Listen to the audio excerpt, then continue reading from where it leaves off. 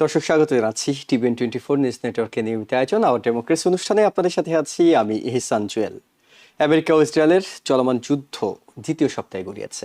শুরুতে এটিকে আঞ্চলিক সংঘাত হিসেবে দেখা হলেও এটি প্রভাব এখন ছড়িয়ে পড়েছে পুরো বিশ্বের অর্থনীতি, জ্বালানি বাজার এবং আন্তর্জাতিক রাজনীতিতে। হামলার জবাবে ইরান ড্রোন ও ক্ষেপণাস্ত্র হামলা চালিয়ে প্রতিরোধ গড়ে তুলছে। তেহরান বলছে এটি তাদের স্বাভাবিক আত্মরক্ষার অধিকার। তবে এই সংঘাতকে কেন্দ্র করে আন্তর্জাতিক আইন ও কূটনৈতিক কাঠামোতে নতুন করে অনেকগুলো প্রশ্ন উঠছে।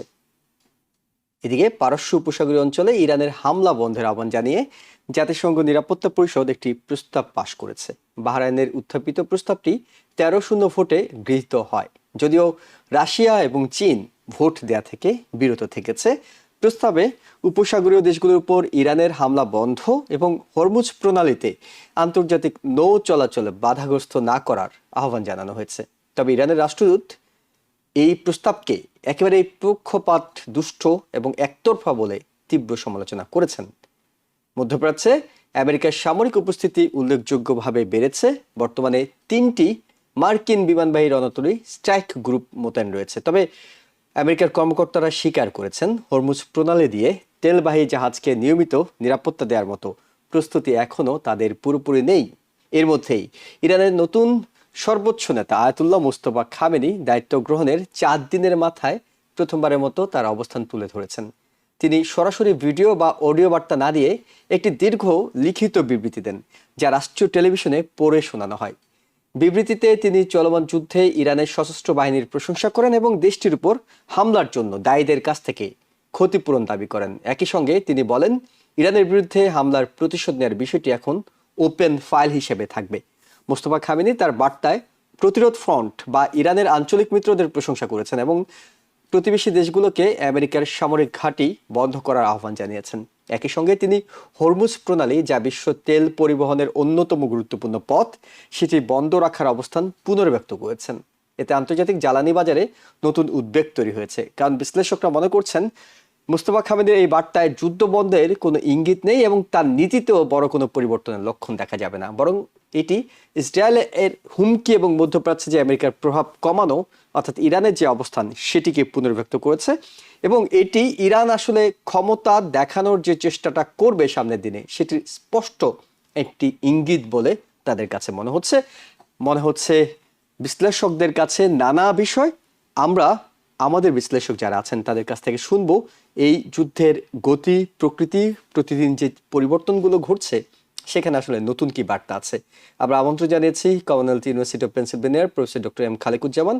আমরা আমন্ত্রণ জানাচ্ছি স্ট্যান্ডার্ড এক্সপ্রেসের সিও ও রাজনৈতিক বিশ্লেষক মোহাম্মদ মালেক। আপনাদের দুজনকে স্বাগত জানাচ্ছি। প্রফেসর ডক্টর এম খালেকুজ্জামান, আলোচনায় একদম নতুন বলতে আমরা পুরো নতুন বলতে যেটি পেয়েছি সেটা হলো ইরানের নতুন সর্বোচ্চ নেতা মুস্তফা খামেনি তিনি যে বক্তব্যটি রেখেছেন, তার এই বক্তব্য কতটা এই যুদ্ধটাকে আরো বাড়িয়ে দিতে পারে, কিংবা এই যুদ্ধের কোনো গঠনমূলক বন্ধ করার প্রস্তাবনা কোনো কিছু আপনি দেখছেন কিনা? জি, ধন্যবাদ আপনাকে। আসলে মোস্তফা খামেনি যেইভাবে ডিল করবেন এই যুদ্ধটাকে, অথবা ইরানের প্রতি যে সহিংসতা সে অর্থে চলছে সেটা কিন্তু আগে থেকেই বোঝা যাচ্ছিল। বিভিন্ন বিশ্লেষকরা অল অলং তার যে রাজনৈতিক দৃষ্টিভঙ্গি, তার যে ফিলসফি, সেগুলি নিয়ে অনেক আলোচনা আন্তর্জাতিক গণমাধ্যমে অনেকবার হয়েছে। সেখানে সবাই একই কথা বলেছে যে তিনি তার পিতার চেয়েও আরো বেশি হার্ডলাইনার। এটা একটা দিক। আরেকটা দিক হচ্ছে তার সাথে যুক্ত হয়েছে ওনার কিছুটা কিছুটা ব্যক্তিগত যে প্রতিশোধ পরায়ণতা আমি বলবো। কারণ যেই বিমান আক্রমণে তার পিতা নিহত হন, সেখানে কিন্তু তিনি নিজে আহত হয়েছিলেন, তার স্ত্রী মারা গিয়েছে, তার একজন সন্তানও মারা গিয়েছে। সেখানে আমরা তো at the end of the day সবাই তো মানুষ। সেই হিসাবে আমার ধারণা ওনার একটা ব্যক্তিগত ক্ষোভও এখানে যুক্ত হয়েছে। প্লাস আগে থেকেই ওনার যে ফিলসফি, যে লাইন ছিল হার্ড লাইনার, সেটা কিন্তু তার থেকেও বড় কথা হচ্ছে ক্ষোভ যতই থাক, আপনি যে হার্ড লাইনারই হন, আপনার যুদ্ধক্ষেত্রে আপনার সক্ষমতাটা কি তার উপর তো নির্ভর করবে আপনি কি পদক্ষেপ নেবেন। তো ইদানিং যে জিনিসটা দেখা যাচ্ছে, তাতে মনে হচ্ছে যেমন আমরা ধারণা করেছিলাম যে ইরান আসলেই অনেকটাই পর্যুদস্ত হয়ে গিয়েছে। যেমন ডোনাল্ড ট্রাম্পের ভাষায় যদি আমরা বলি যে আমরা তো ইরানে আর নতুন করে আক্রমণ করার মতো নতুন করে কোন স্থাপনায় আমাদের আর বাকি নেই যেগুলিতে আমরা আর নতুন কিছু করতে পারি। তার মানে ডোনাল্ড ট্রাম্পের কথা যদি আমরা ধরে নিই তাহলে ধরতে হবে যে ওরা প্রায় মানে স্ম্যাশ করে ফেলেছে দেশটাকে। বড় কোনো জিনিস টার্গেটে নেই যেটা করা সম্ভব। 6,000-এর মতো টার্গেট আমেরিকা এবং ইসরায়েল ইরানে ধ্বংস করেছে।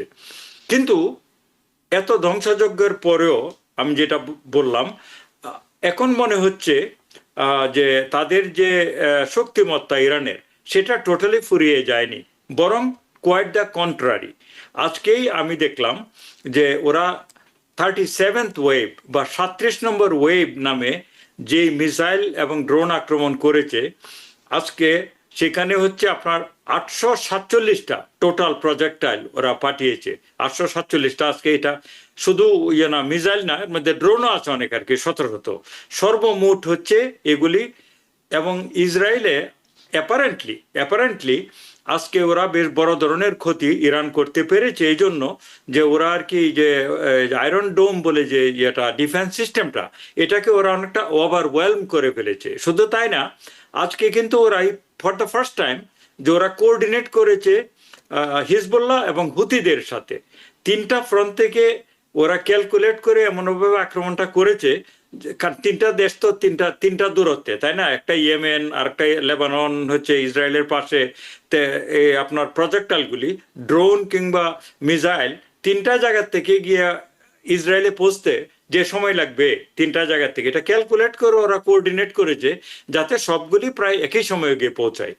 তাতে করে যেটা হয়েছে যে ইসরায়েলের যে ডিফেন্স সিস্টেম এটা অনেকটা বেবাচাকা খেয়ে গেছে আর কি, মানে কয়টাকে ওরা সামাল দেবে।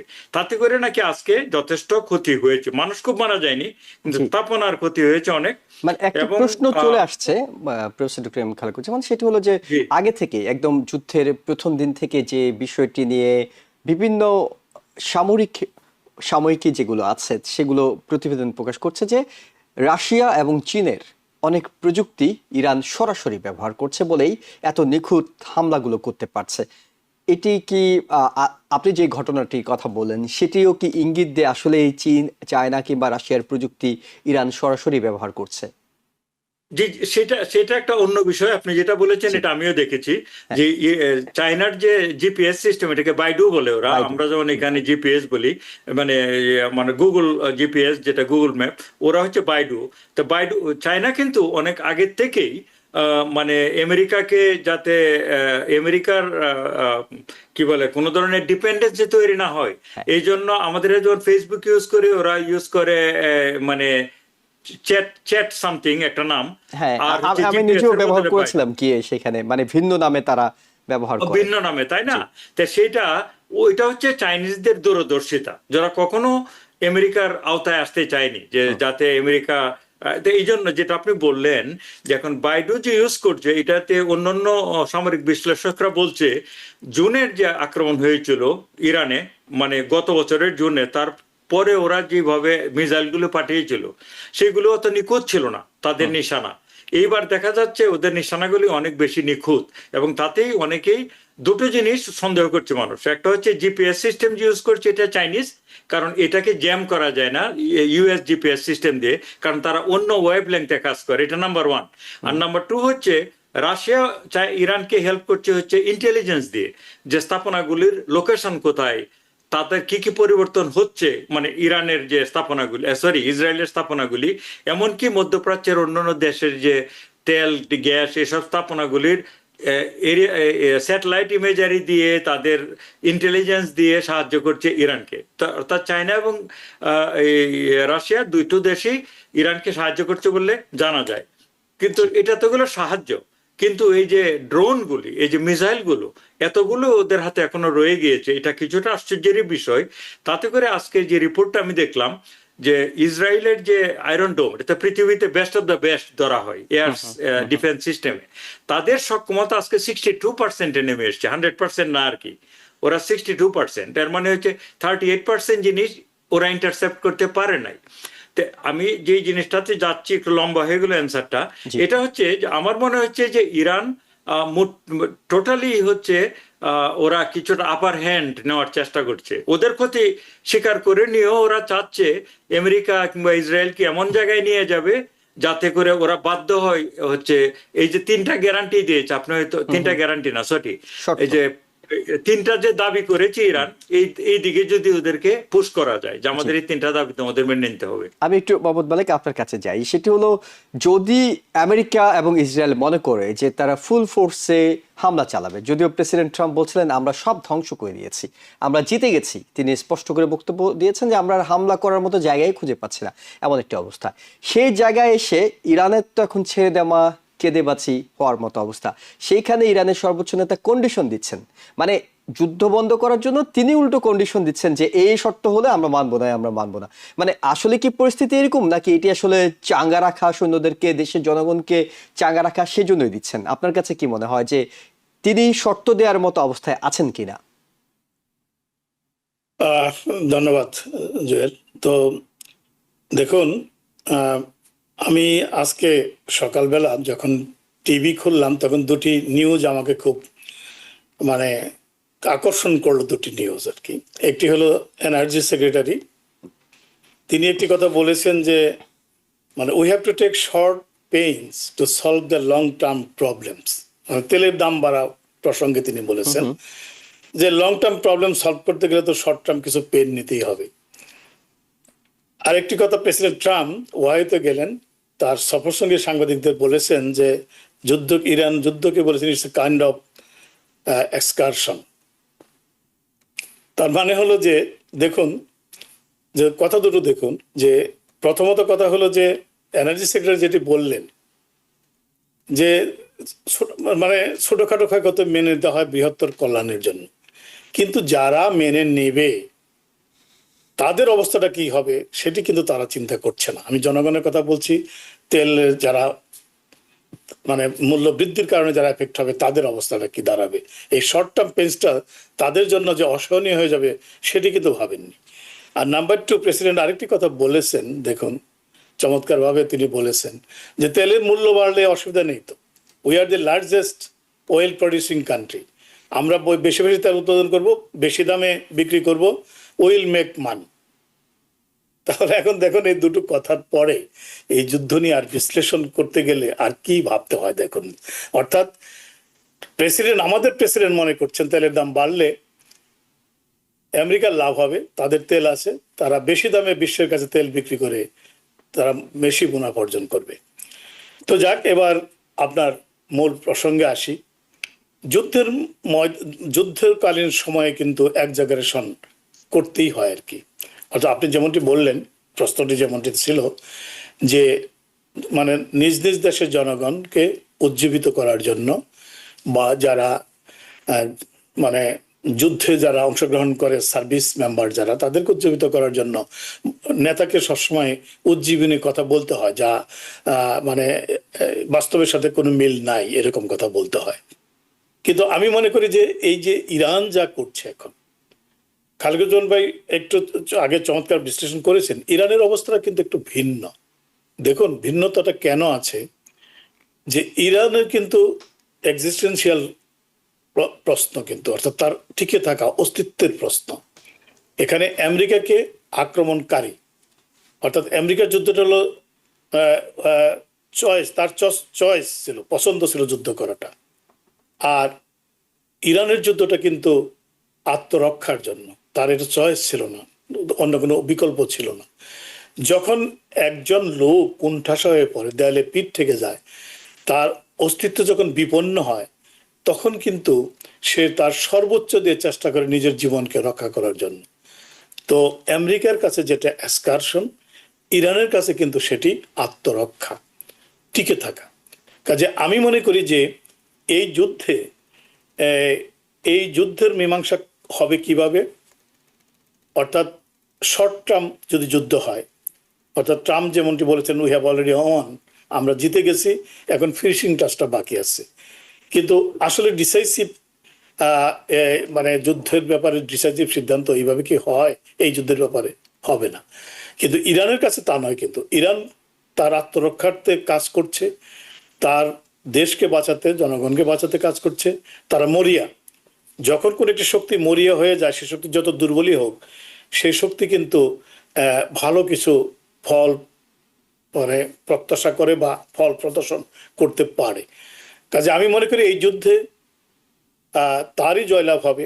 যুদ্ধ তো কিন্তু অ্যাকচুয়ালি মানে আমি আবার বলে নেই, জয়লাভ আমি এই শব্দটাকে অন্যভাবে বলতে চাচ্ছি, যুদ্ধে কারো জয়লাভ হয় না আসলে। আজকালকার যে যুদ্ধ হয়, এই যুদ্ধ নয় যে দেশ দখল করে ফেললাম পরাজিত হয়ে গেল, সেরকম না। কিন্তু এই যুদ্ধে কারো জয়লাভ হয় না, এই যুদ্ধ কেবল ধ্বংস আনে, সকলের জন্যই ধ্বংস। তো কাজে জয়লাভ নয়, তবে মনে করি যে যুদ্ধে আপার হ্যান্ড তারই থাকবে যে মানে লম্বা সময় টিকে থাকতে পারবে যুদ্ধটা, অর্থাৎ দীর্ঘ স্থায়িত্ব যুদ্ধের যত হবে এবং যে সক্ষম হবে এই যুদ্ধটাকে টিকিয়ে রাখার জন্য, তিনি আপার হ্যান্ডে থাকবেন। তার কারণটি হলো যে এই যুদ্ধের মূল কথাটি হবে যে যে সহে সে রহে, অর্থাৎ ইরান যদি সইতে পারে তাহলে কিন্তু সে রয়ে যাবে। এটা হলো আমার মতামত। আর আরেকটা জিনিস আপনি দেখুন, একটা জিনিস চিন্তা করে, আমেরিকার প্রথম বা আমাদের প্রেসিডেন্ট ট্রাম্পের ধারণাটা কি ছিল আসলে? আমরা কিন্তু এখনো যুদ্ধের ব্যাপারে আমেরিকার কারণ কি, কেন যুদ্ধ করলো, বা যুদ্ধের প্ল্যান কি, বা যুদ্ধের সমাপ্তি কখন হবে, এ ব্যাপারে কিন্তু সুনির্দিষ্ট কোনো পরিকল্পনার কথা কখন আমরা শুনিনি। তবে যে জিনিসটা আমরা মানে অবজার্ভ করতে পেরেছি সেটি হলো যে, বা লক্ষ্য করতে পেরেছি সেটা হলো, ট্রাম্পের ধারণা ছিল যে অনেকটা ভেনেজুয়েলার মতোই আর কি। অর্থাৎ এর 2-1 মাস পূর্বে আমরা কি দেখলাম যে বিশাল একটা গণ অভ্যুত্থান হলো, যেখানে হাজার হাজার লোক মারা গেল, এবং আমেরিকার প্ররোচনা ইন্ধনে কিন্তু গণ অভ্যুত্থানটা হয়েছিল। আমেরিকা তখনই কিন্তু রিজিম চেঞ্জের ব্যাপারটা নিশ্চিত করতে চেয়েছিল, যে অভ্যুত্থানের মাধ্যমেই ইন্টারনালি রিজিম চেঞ্জ হবে, ইন্টারনালি কেউ আমেরিকার বসংবদ্ধ কাউকে সেখানে সরকার গঠন করে ভেনেজুয়েলার মতো একটা করদ রাজ্যে পরিণত করবে, এরকম একটা প্ল্যান ছিল। কিন্তু সেটি যখন হলো না, তখন ট্রাম্প এই এই এই যে এই যুদ্ধটা এখন যেটা হচ্ছে এটি শুরু করলেন। তার ধারণা ছিল যদি ইরানকে নেতৃত্ব শূন্য করে দেওয়া যায়, অর্থাৎ ইরানের যে সর্বোচ্চ ধর্মীয় নেতা থেকে শুরু করে সব বড় বড় কমান্ডার, এদেরকে যদি সামরিক এবং বেসামরিক নেতৃত্বকে যদি একেবারে টার্মিনেট করে দেওয়া যায়, তাহলে হবে কি, ইরানের মধ্য থেকে একটা আপরাইজিং সৃষ্টি হবে এবং আমেরিকা তার লোককে সেখানে ক্ষমতায় বসে দেবে। যেটা তিনি বলেছেন, আমার হাতে লোক আছে, আমি চুজ করেছি, আমি সিলেক্ট করবো, হুইল রান দ্য ইরান। কিন্তু সেটি হয়নি। যখন হয়নি তখন আমেরিকা কিন্তু একটা প্রচন্ড ধাক্কা খেয়েছে, তারা স্বীকার করুক না করুক। কারণ এত কিছুর পরেও দেখেন, সর্বোচ্চ নেতা সহ 40-50 জন জেনারেল মানে মারা যাবার পরেও তারা ঘুরে দাঁড়িয়েছে, তারা নেতৃত্বের যে সংকটটা সেটি বুঝতে দিচ্ছে না। ঘুরে দাঁড়ানোর কারণটা হলো, আমি আরেকটা জিনিস বলতে, দীর্ঘস্থায়িত্ব ইরানের সক্ষমতাটা কোন জায়গায়। ইরানের আপনার যে শাসন ব্যবস্থা বলেন বা বর্তমান রিজিম, আমরা উই ডোন্ট সাপোর্ট এই শাসনতন্ত্র বা এই রিজিমকে আমরা সমর্থন করি না, যে মৌলিক অধিকার নেই, মানবিক অধিকার নেই, বা স্বাধীনতা নেই, বা স্বাধীনতা নেই, এগুলো তো কোনো আধুনিক সভ্য মানুষের কাছে কাম্য নয়। কিন্তু স্টিল যেটি আপনাকে প্রশংসা করতে হবে সেটা হলো ইরানের শাসন ব্যবস্থাটা। অর্থাৎ তারা তাদের যে এই মানে এই শাসন ব্যবস্থাটাকে এমনভাবে স্ট্রাকচারাল যে গঠনগুলো যেভাবে তৈরি করেছে, তাতে কিন্তু এক স্তর না থাকলে কিছু যায় আসে না। কারণ তারা অল্টারনেটিভ বা প্রোটোকল বা সাকসেসর প্রোটোকল তাদের আছে। আপনি শুধু একটি কমান্ড কিন্তু ইরানকে চালাচ্ছে না। বহু বছর ধরে তো ইরান প্রস্তুতি নেওয়ার সময়টা পেয়েছে, কারণ ইরান তো জানতো ইসরায়েল আমেরিকা তাদের উপর হামলা করবে এবং ভবিষ্যতে সেটি যে কোনো দিন ঘটতে পারে। না, সেটাই যে কেন ভেঙে পড়ে না সেটা আমি বলতে চাচ্ছিলাম, যে সর্বোচ্চ ধর্মীয় নেতা ছাড়াও বাইরে যেটা আছে, অ্যাসেম্বলি অফ এক্সপার্টস আছে, আপনার তারপরে ন্যাশনাল সিকিউরিটি কাউন্সিল আছে, মজলিস আছে, এগুলো কিন্তু একটা সমন্বয়ে এমন একটি সাকসেসর মানে প্রোটোকল তারা তৈরি করেছে, যে এক স্তর না থাকলেও তৈরি করতে পারে। এবং সেই ইরানের বর্তমান যে ধর্মীয় নেতা খামেনি, সে বক্তৃতা থেকে সেটাই মনে হলো যে তাদের মনোবল কিন্তু একটু ভাঙেনি। মনোবল ভাঙে, কাজে যেহেতু মনোবল আছে, এখনো টিকে আছে, এবং ইরানের পলিসি হচ্ছে যুদ্ধটাকে দীর্ঘস্থায়িত্বের দিকে নিয়ে যাওয়া। যত দীর্ঘস্থায়িত্বে যাবে, পৃথিবীতে একটা সারা পৃথিবীময় এর একটা এফেক্ট পড়বে, যেটা আপনি এবং আলোচনা সেটা শুরুতে পড়তে শুরু বলেছিলেন, করছে, যে পড়তে শুরু করেছে। আর্থিক সংকটে ফেলে দেওয়া। এইটাই হলো ইরানের পলিসি এখন, ওকে, যে আমি একটু যুদ্ধটাকে টিকে রেখে সারা বিশ্বকে অর্থনৈতিক বিপর্যয়ের মধ্যে ফেলে দেওয়া। জি, ধন্যবাদ আপনাকে প্রফেসর ডক্টর এম খালেকুজ্জামান। আপনার কাছে এই প্রসঙ্গটা যেটি মোহাম্মদ মালিক উত্থাপন করছেন, এই প্রসঙ্গে একটু জানি যে ইরান সরাসরি আমেরিকায় হামলা চালানোর মতো সক্ষমতা তাদের নেই। তাদের মাটিতে গিয়ে আমেরিকা হামলা চালিয়ে আসছে আকাশ থেকে, কিন্তু ইরান কৌশলে যে কাজটি করছে, তারা গালফ দেশগুলোতে আমেরিকার কাঠামো অবকাঠামোতে হামলা চালাচ্ছে, হরমুজ প্রণালী বন্ধ করে দিয়ে তারা বিশ্ব অর্থনীতিকে ধাক্কা দেওয়ার চেষ্টা করছে। বিশ্ব নড়েচড়ে বসছে, কিন্তু আমরা নড়েচড়ে বসার ধরনগুলো যদি দেখি, আমরা জাতিসংঘের নিরাপত্তা কাউন্সিলে যেটি হয়েছে, তারা যে প্রস্তাব এনেছে, তারা উল্টো ইরানকে এই বিষয়টা নিয়ে আহ্বান জানাচ্ছে কিংবা অনেকটা নিন্দাই করছে যে তোমরা হরমুজ প্রণালী বন্ধ রাখছো, এটি তো ঠিক নয়। বিশ্বকে ইরান চায় একটু প্রভাবিত করে যাতে তাদের উপর হামলাটা বন্ধ হয়। ইরানের যে কার্যক্রম, যে কৌশল, সেখানে বিশ্ব নেতৃবৃন্দ কিংবা বিশ্বের যারা জাতিসংঘ থেকে শুরু করে অন্যান্য যে সংস্থাগুলো আছে, তারা আসলে কতটা ইরানের জন্য, ইরানের পাশে কিংবা এই যুদ্ধ বন্ধে ভূমিকা রাখতে পারবে বলে আপনার কাছে মনে হচ্ছে? জি, দেখুন আজকে যে রেজলিউশনটা হলো 2817, যেটা বাহরাইন করলো, সেখানে যদিও জিনিসটা কেউ ভিটো দেয় নাই, কিন্তু দুটো যে ভিটো পাওয়ার, চায়না এবং রাশিয়া, তারা কিন্তু ভোটদান থেকে বিরত ছিল। তাতে পরিষ্কারই বোঝা যায় যে এই যে রেজলিউশনের মতোই থেকে যাবে, এটা কার্যকর কিছু হবে না। জাতিসংঘ আসলে কার্যকর এ পর্যন্ত খুব বেশি কিছু করতে পেরেছে দুনিয়াতে এমনও নেই, বিশেষ করে যুদ্ধ অবস্থার ব্যাপারগুলোতে। তো এই জন্য রাশিয়া এবং চায়না সরাসরি যুদ্ধে জড়িত হবে বলে আমার মনে হয় না, কারণ তাদের এই স্বার্থগুলি এখনো এইভাবে নিজের স্বার্থ বিঘ্নিত হয় নাই।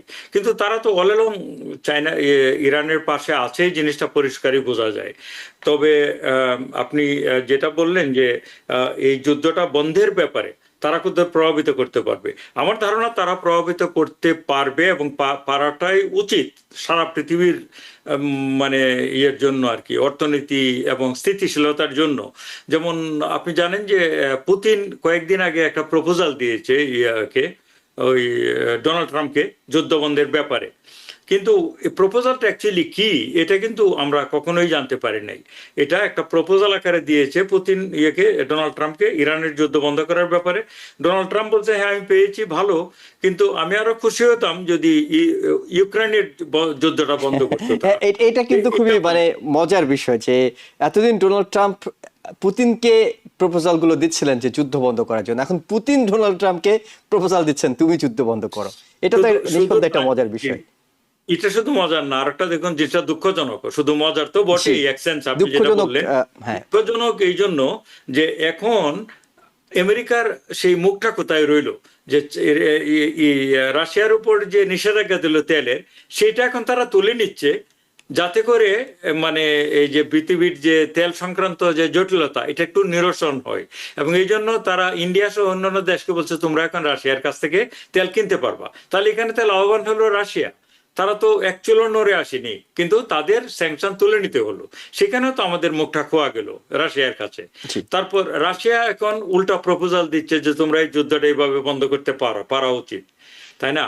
তারপরে একইভাবে আপনার যে চাইনিজরা যে তাদের যে সক্ষমতা, যে ইয়ার আর কি বাইডু বলেন, কিংবা তাদের একটা যে আকাশ প্রতিরক্ষার একটা ব্যবস্থা ইরানে স্থাপন করেছে বলে শোনা যায়, এটা হচ্ছে GB-3B বা এরকম একটা সিস্টেম।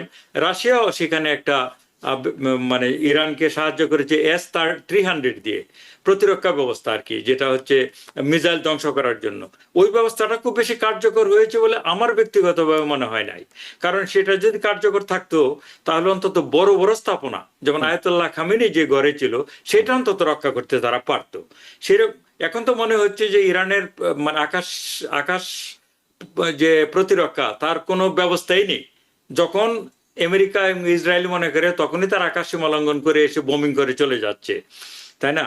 কিন্তু আমি যেটা বলতে চাচ্ছি, চায়না কিন্তু তাদের যে যন্ত্রপাতিগুলো, জিপিএস সিস্টেমগুলো, এগুলোকে তারা এখানে একটা টেস্ট কেস হিসাবে যাচাই বাছাই করে নিল, এটা কতটা কার্যকর, হ্যাঁ, তাদের জন্য এটা লাভজনক। প্লাস চায়না যে সাহায্যটা করছে ইরানকে, আপনি নিশ্চিত থাকতে পারেন যেগুলো তো ফ্রিতে করছে না, তাহলে না। এখানে অনেক ধরনের কন্ডিশন থাকবে। অর্থাৎ চায়নার কাছ থেকে আরো কম দামে তেল বিক্রি করতে হবে চীনকে, আর সরি ইরানকে। একইভাবে এখানে দেখা যাচ্ছে চাইনিজরা লাভবান হচ্ছে, they becoming winner in a sense. Russia Russia লাভবান হচ্ছে। লাভবান হচ্ছে, দেখালাম এই রাশিয়া লাভবান হচ্ছে। এখানে ইরানও এক সেন্সে লাভবান। ইরান ধ্বংস হয়ে যাচ্ছে সত্য, কিন্তু ওরা কিন্তু পৃথিবীটাকে কাঁপিয়ে দিচ্ছে, ইনক্লুডিং বাংলাদেশ। আমাদের মতো সমস্ত পৃথিবীতে অর্থনৈতিক এবং অবস্থাটাকে বাংলাদেশও তারা এর মধ্যে আমেরিকার কাছে অনুমতি চেয়েছে রাশিয়ার কাছ থেকে তেল কেনার বিষয়ে, তারাও এটা অবশ্য এই জায়গাটাতে আমার একটা নিজস্ব একটা আপত্তি আছে, কারণ আমি একটা স্বাধীন সার্বভৌম দেশ, আমি কেন অনুমতি চাইতে হবে আমি অন্য দেশে তেল কেনার জন্য? সম্ভবত তারপর শেষ যে চুক্তিটি হয়েছে সেটির কারণে কিনা। চুক্তি হয়েছে সেটার কারণেই, সেটাই বলছি, সেটা তো অন্য ইস্যু। আবার আবার ইন্টারেস্টিং হলো যে ক্যারোলিন লেভিট, যে ডোনাল্ড ট্রাম্পের যে হচ্ছে সেক্রেটারি, প্রেস সেক্রেটারি, তিনিও কিন্তু বলেছেন যে আমেরিকা ইন্ডিয়াকে অনুমতি দিয়েছে রাশিয়ার কাছ থেকে তেল কেনার জন্য। এক্স্যাক্টলি ল্যাঙ্গুয়েজটা ইউজ করেছে যে আমেরিকা ইন্ডিয়াকে অনুমতি দিয়েছে। এইটার রিয়াকশনে ইন্ডিয়ান যে গণমাধ্যম তারা ব্যাপক রিয়াকশন দেখিয়েছে যে এটা তারা বলতেই পারে না, আমরা কেন অনুমতি নিতে যাব, আমেরিকা আমাদেরকে অনুমতি দেওয়ার কে? এটা ইন্ডিয়ার পজিশন বাংলাদেশ থেকে অনেক মানে শক্তিশালী।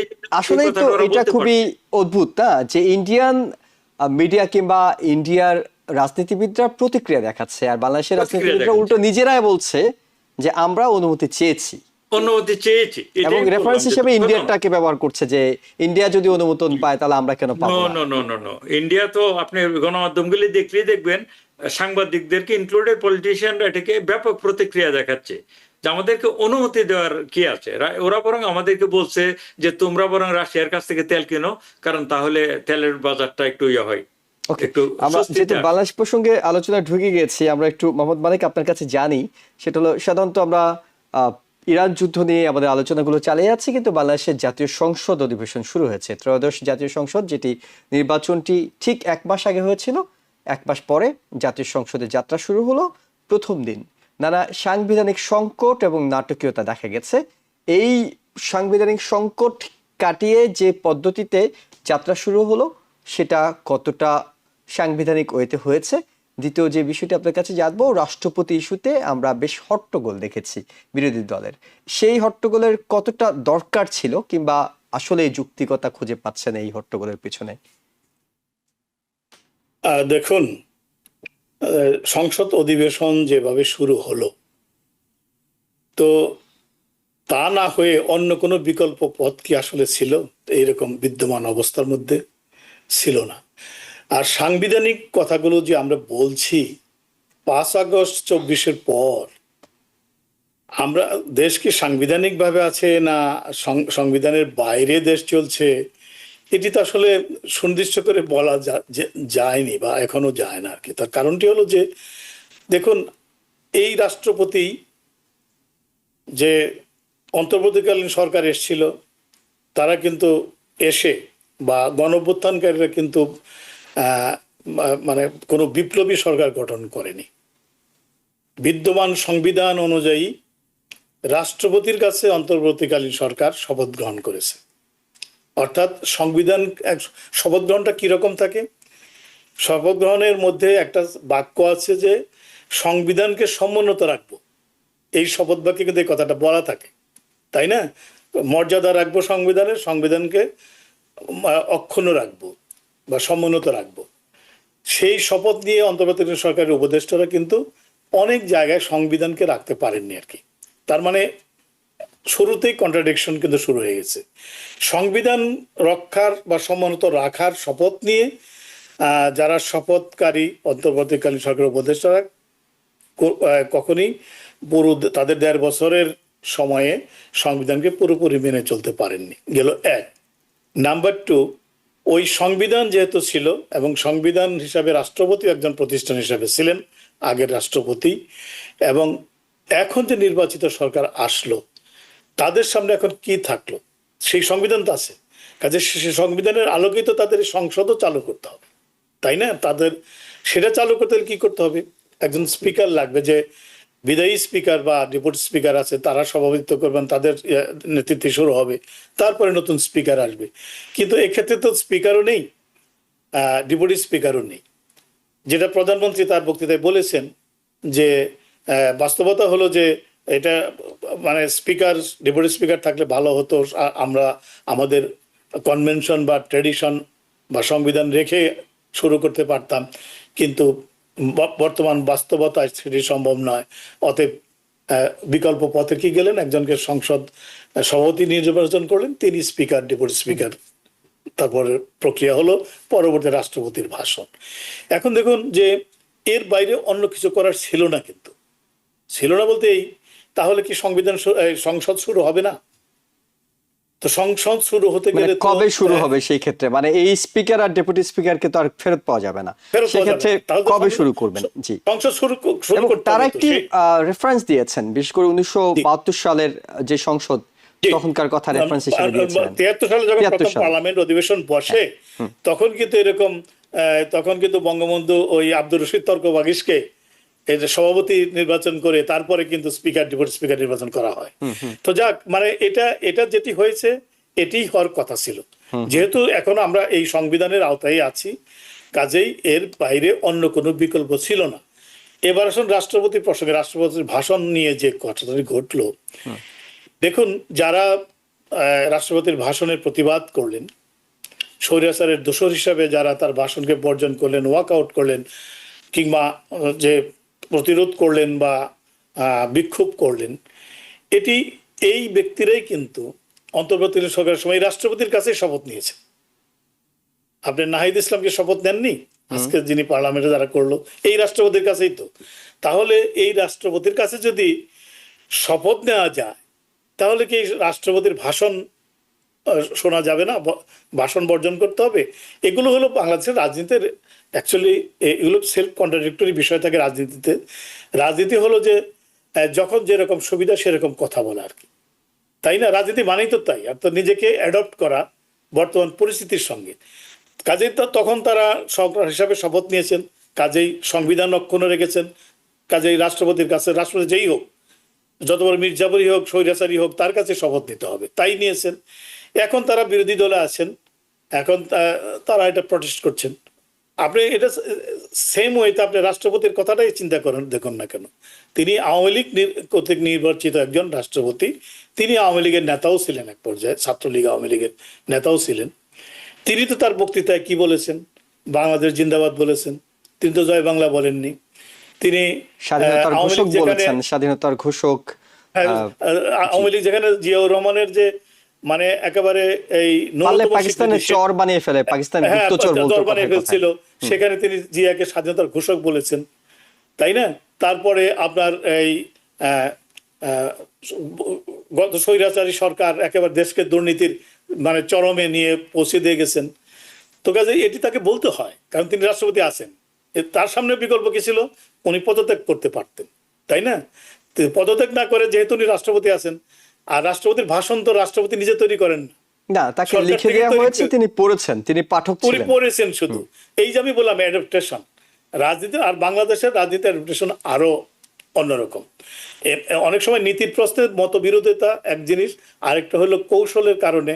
তো আমি মনে করি রাষ্ট্রপতিও যেহেতু ব্যক্তিগতভাবে তিনি সিদ্ধান্ত নিয়েছেন তিনি থেকে যাবেন রাষ্ট্রপতি হিসাবে, তার মধ্যে একটা লোভ আছে হয়তো থেকে যাওয়ার, টান পূর্ণ করার, হয়তো বিএনপির সঙ্গে তার একটা বোঝাপড়া আছে, সেই বোঝাপড়ার প্রেক্ষিতে তিনিও তো কম্প্রোমাইজ করেছেন। তো রাজনীতিটা হলো অ্যাকচুয়ালি আর্ট, কম্প্রোমাইজের আর্ট, এবং আবার কখনো কখনো বিরোধিতা কখন করে, যেমন ধরেন রাজনীতির ময়দানে কিন্তু অনেক নাটক হয়, রাজনৈতিক মঞ্চে নাটকই বেশি। নাটকগুলো কেন করা হয়? জাস্ট যারা জনগণ আছে তাদেরকে বোকা বানানোর জন্য, তাদেরকে অর্থাৎ ব্লাব দিয়ে তাদের নিজের স্বার্থ আদায় করার জন্য। জনগণের জন্য রাজনীতি, আবার জনগণকে ধোঁকা দিয়েই কিন্তু আমরা রাজনীতিবিদরা কি করি, নিজের আখের কুচিয়ে নিই। সেই জন্যই আমি এটা মোটেও অবাক হইনি, যিনি শপথ নিয়েছেন এই রাষ্ট্রপতির অধীনে একজন মন্ত্রীর পদমর্যাদায়, তিনিই আবার তার ভাষণ বর্জন করেছেন, এতে অবাক হবার কিছু নেই। রাজনীতি একটা রঙ্গমঞ্চ, এবং এই ধরনের নাটক হতেই থাকবে, অতীতেও হয়েছে, ভবিষ্যতে হবে। জি, প্রফেসর ডক্টর এম খালেকুজ্জামান, আপনার কাছে একটু জানি, সেটি হলো রাষ্ট্রপতি ইস্যুতে যেই হট্টগোলটা হয়েছে আমরা সংসদে দেখলাম। এই সংসদীয় গণতন্ত্রে এটা স্বাভাবিক অস্বাভাবিক দুটোই আপনি বলতে পারেন যে এটি হয়ে থাকে, কিন্তু এটি কতটা দরকার ছিল? কারণ এই প্রথম দিনে তো রাষ্ট্রপতি, বিএনপি যদি চাইতো যে আমরা রাষ্ট্রপতি পরিবর্তন করব, সেটি সংসদের প্রথম দিনেই সম্ভব নয়। পরিবর্তন করাটা একটা প্রসেস আছে। দ্বিতীয় যে বিষয়টি সেটি হলো রাষ্ট্রপতি কেন যাচ্ছেন না, বিএনপি কেন তাকে রেখে দিতে চাচ্ছে, এবং এই রাষ্ট্রপতি ইস্যুটি আগামী দিনের রাজনীতি কতটা বিরোধী দলের হাতে রাজনৈতিক অস্ত্র হতে পারে বলে আপনার কাছে মনে হয়? জি জি, দুই তিনটা অংশ আছে জি, আপনার বেশ কয়েকটি প্রশ্নটাতে। অংশ প্রথমটাই আছে। বলি, একটু সংক্ষেপে বলি। প্রথমটা যে এটা বিরোধী দলের কতটা প্রয়োজন ছিল এই হট্টগোলটা করা। এটা আমার ধারণা যে বিরোধী দল যে হট্টগোলটা করেছে এটা হচ্ছে বিড়াল প্রথম রাতে বিড়াল মারার মতো একটা ঘটনা আর কি। তারা দেখিয়ে দিয়েছে যে আমরা বিরোধী দল, আমাদের এখানে সে থাকবে অনেক এই সংসদে। এবং ইনফ্যাক্ট শুধু এই কারণেই, এই যে বিরোধিতার জন্য বিরোধিতা করা, তারাও জানতো যে যে মালিক ভাই যেটা বললো যে এই রাষ্ট্রপতির ছাড়া অন্য কোনো উপায় ছিল না, এবং তাদের কেউ কেউ এই রাষ্ট্রপতির কাছে শপথ নিয়েছে, এতদিন ধরে মেনেও নিয়েছে তাকে রাষ্ট্রপতি হিসাবে বিরোধী দলগুলি অল এলং। কিন্তু এটা হট্টগোলটা করেছে হচ্ছে তাদের অবস্থার জানান দেওয়ার জন্য, তাদের শক্তিমত্তা জানান দেওয়ার জন্য। এমনকি যে আবু তাহের যে এই যে ডাক্তার, জি, সৈয়দ আব্দুল্লাহ জি জি, তাহের। নায়েবে আমির সৈয়দ আবু তাহের, তিনি কি বলেছেন যে আপনারা যে সভাপতি বানালেন সংসদের আজকে এই যে খন্দকার মোশাররফ হোসেনকে, আমরা ওনাকে সমর্থন করি, কিন্তু এই ব্যাপারটা আমাদের সাথে আলাপ করে নেওয়া ভালো ছিল। ভবিষ্যতে আশা করি এসব ব্যাপার আলাপ করে নিবেন আমাদের সাথে। এই যে স্পিকারের নাম প্রস্তাব করলেন, এটা ঠিক আছে, আমরা সমর্থন করি, কিন্তু আমাদের সাথে আলাপ করা প্রয়োজন ছিল। এই যে তাদের যে এক ধরনের স্টেক আছে ইয়েতে সংসদে, এটা প্রতিষ্ঠিত করার জন্য এই কাজগুলো ওরা করেছে, নাম্বার ওয়ান। আর নাম্বার টু হচ্ছে, দেখুন যে রাষ্ট্রপতিকে নিয়ে যে হট্টগোলটা করেছে এতে এমন কিছু ক্ষতি হয় না এই দেশের। আমার দৃষ্টিতে যেখানে ক্ষতি হয়েছে সেটা হচ্ছে আমাদের এই সংসদে যখন একটা শোক প্রস্তাব নেওয়া হয়, যুদ্ধ অপরাধে যাদের ফাঁসি হয়ে গিয়েছে তাদের নামে শোক প্রস্তাব নেওয়া হয়েছে, এটা আমি মনে করি অন্যায়। এটা অন্যায়, কারণ এটা যদি শোক প্রস্তাব নিতে হয় তাহলে পরোক্ষভাবে বলছি আমরা রাষ্ট্র অন্যায় করেছে তাদের সাথে, এমনকি এই ব্যাপারে তারা ক্ষমাও চাইতে হইতে পারে। মানে বিএনপি মানে জামাত একদিন দাবি করতে পারে যেহেতু তোমরা শোক প্রস্তাব নিয়েছ এটা ভুল হয়েছে, এখন হয় ক্ষমা চাইতে হবে অথবা যারাই বিচারটা করেছে তাদের বিচার করতে হবে। এটা গেল একটা দিক, এটা খুব অন্যায় হয়েছে আমার দৃষ্টিতে। একজনেরও গার্ডস ছিল না যেটা প্রতিবাদ করার। আমরা এমনকি এত জানি যে মুক্তিযুদ্ধের বীর মুক্তিযোদ্ধা ফজলুর রহমান উনি দুনিয়া ফাটিয়ে ফেলছেন কথা বলে, সেও সিম্বলিকলি এটাকে প্রতিবাদ করা উচিত ছিল। প্রতিবাদ করা, এটা হয়তো শোক প্রস্তাবে যেত নামগুলি, প্রতিবাদ করা উচিত ছিল। এটা গেলো একটা জিনিস আমার দৃষ্টিতে। আরেকটা জিনিস হচ্ছে, যখন আমাদের জাতীয় সঙ্গীত বাজানো হলো তখন জামাত সহ এনসিপি ওরা দাঁড়ায় নাই। এই যে দাঁড়ায় নাই, এটা আমার মতে শুরুতে দাঁড়ায়নি, পরবর্তীতে দাঁড়িয়েছিল। শুরুতে দাঁড়ায়নি, এই জন্য এটা এক ধরনের তারা রাষ্ট্রের সাথে এক ধরনের অবমাননাকর মানে ব্যবহার করেছে বলে আমি মনে করি এটা। তারপরে হচ্ছে যে আপনার ওই যে জনাব তারেক রহমান তার প্রারম্ভিক বক্তৃতাতে সংক্ষিপ্ত ভাবে হলেও বাংলাদেশের ইতিহাস তুলে ধরলেন। এখানে 52-র কথা আসলো, তার কথা শুনলে মনে হবে যে কোনো মানুষেরই বাংলাদেশের একমাত্র বীর হচ্ছে জিয়াউর রহমান। তার নেতৃত্বেই ঘোষণা হয়েছে স্বাধীনতা, তার নেতৃত্বে দেশ স্বাধীন হয়েছে। তিনি কিছুটা উদারতা দেখিয়ে পারতেন এখানে অন্তত শেখ মুজিবের নামটা উচ্চারণ করতে, তাজউদ্দিন সাহেবের নামটা উচ্চারণ করতে। তার পিতা তারেক রহমানের পিতা জিয়াউর রহমানের যে কমান্ডার ছিল এমএজি উসমানের নামটা তিনি স্মরণ করতে পারতেন, ফজলুল হকের নামটা স্মরণ করতে পারতেন, ভাসানীর নাম স্মরণ করতে পারতেন। তারপরে যেটা করলেন তিনি জিয়াউর রহমানের বাইরে গিয়ে তার মাতা তিনি অসম্ভব প্রশংসা করলেন। যেমন খালেদা জিয়ার বাইরে আর কোন ধরনের প্রাইম মিনিস্টারে বাংলাদেশি ছিল না, দুজনই সফল আমার দৃষ্টিতে, জিয়াউর রহমান এবং খালেদা জিয়া। এবং আমি এটার বিরুদ্ধে না, কিন্তু তারা যেভাবে উপস্থাপন করলো এটা আওয়ামী লীগের সাথে মিনিমাম কোনো পার্থক্য আমি দেখি না। আওয়ামী লীগের ওরা এসে 1000 বছরের শ্রেষ্ঠ বাঙালি বলে শুরু করতো, তারাও এখন স্বাধীনতার ঘোষক বলে শুরু করছে। এর মানে ইতিহাসটাকে তারা নিজের মতো করে আবার লেখা শুরু করলো। তো এই যে ইতিহাসটাকে নিয়ে মানে ছেলে খেলা করা, এটা আমাদের জাতির জন্য খুব দুর্ভাগ্যজনক।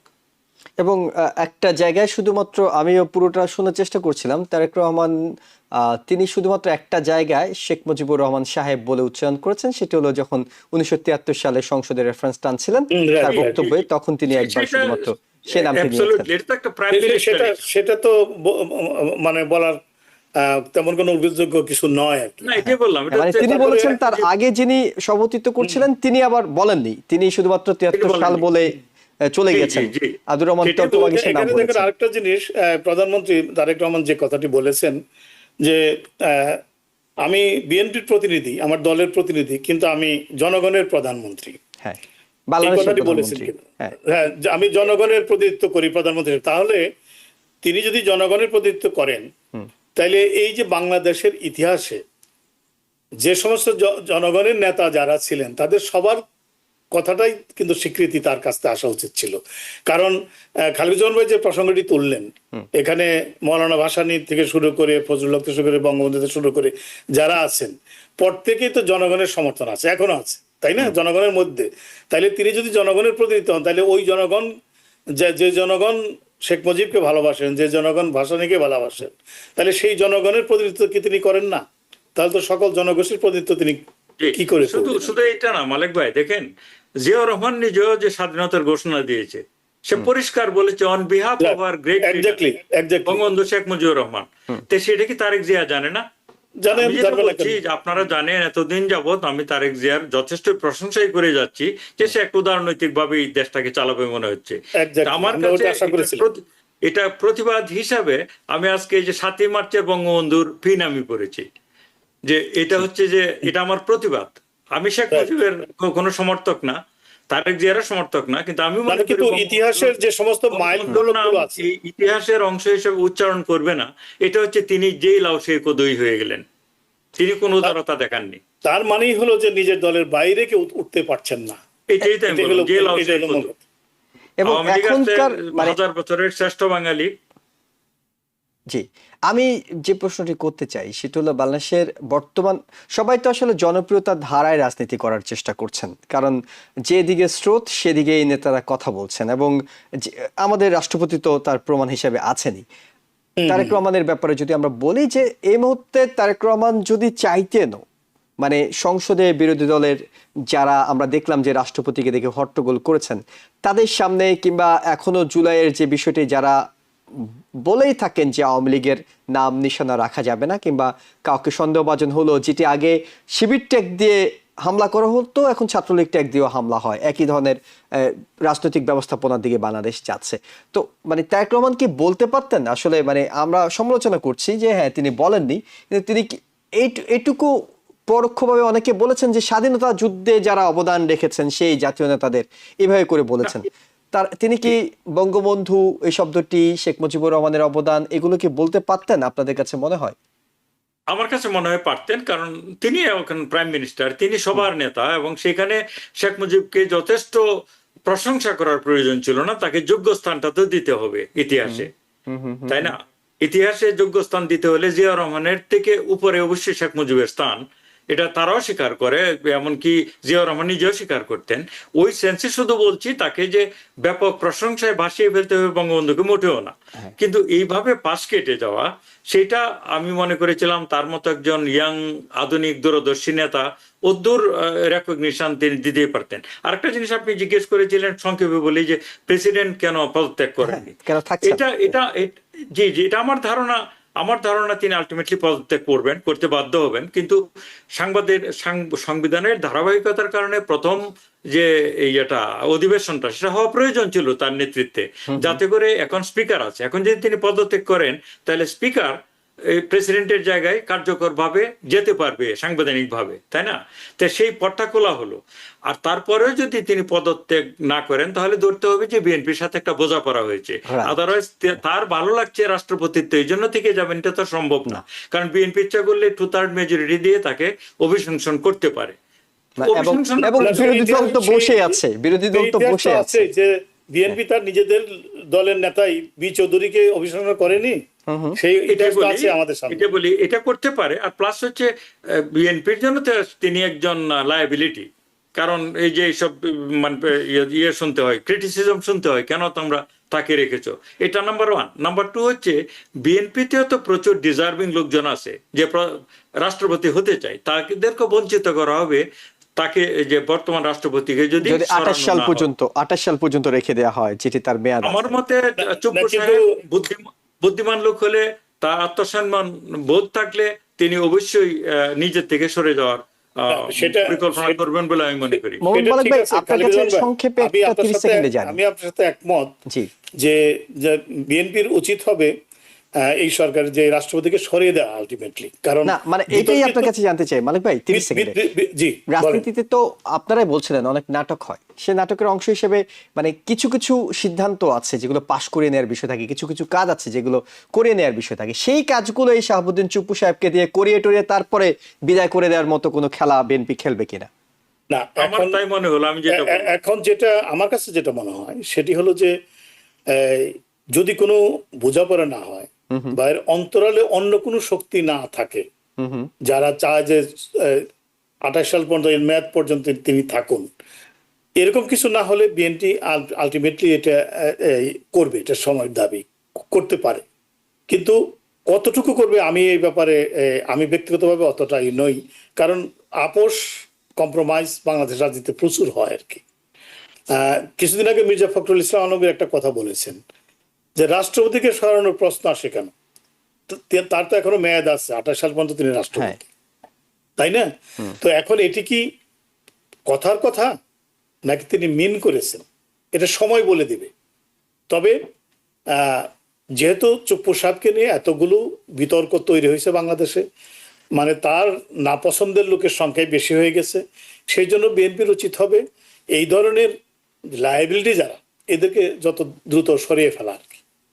জি, কিন্তু আমার যেটা ধারণা সেটা একটু শেয়ার করে নিই। সেটি হলো যে মানে চুপ্পু সাহেব যখন বক্তব্য রাখছিলেন তখন তো বিরোধী দলের নেতা এমপিরা খুবই হট্টগোল করছিলেন, চুপ্পু সাহেব মাঝে মাঝে আটকে যাচ্ছিলেন, পিছন থেকে একজন এগিয়ে এসে বলছে আপনি চালাই যান, আপনি চালাই যান। এবং তো চুপ্পু উনি কিন্তু সাহেবকে কেউ একজন চালাই যেতে বলতেছেন।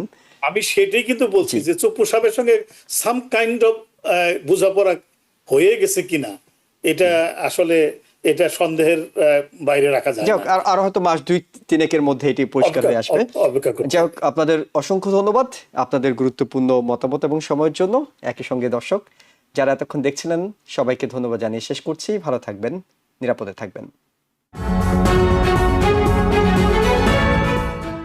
TBN 24 টেলিভিশন দেখতে আজই কল করুন 7187776556। লগ ইন করুন www.totalcablebd.com। নিউ ইয়র্ক থেকে সম্প্রচারিত TBN 24 টেলিভিশন বিশ্বজুড়ে বাঙালির কণ্ঠস্বর।